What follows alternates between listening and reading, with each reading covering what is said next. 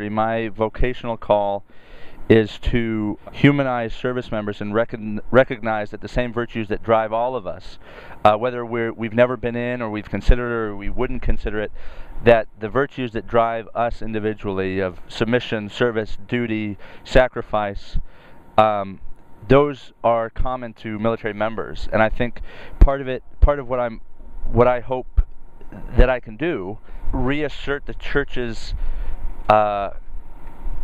moral attractiveness, I guess. The military has a monopoly on almost. I think it's important to name war as what it is, but also recognize that that does not necessarily mean that everybody who is perpetuating war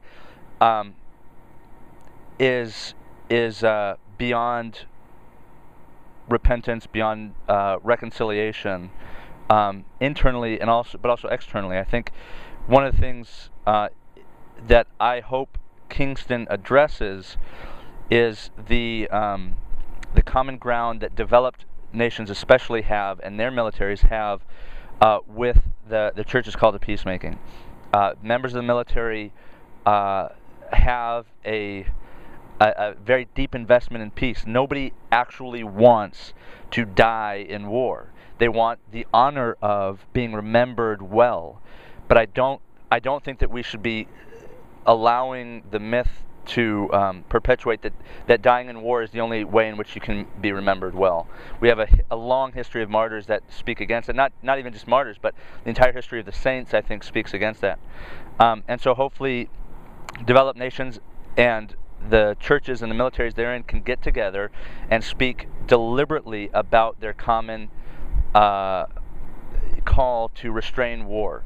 Mike Walzer said in his Just and Unjust Wars, the beginning of peace, the beginning is the restraint of war. I think if we're addressing some of the peripheral things and we're not also attacking the beast that is war itself, if we're not leashing the dogs of war, and we're allowing the lords of war to,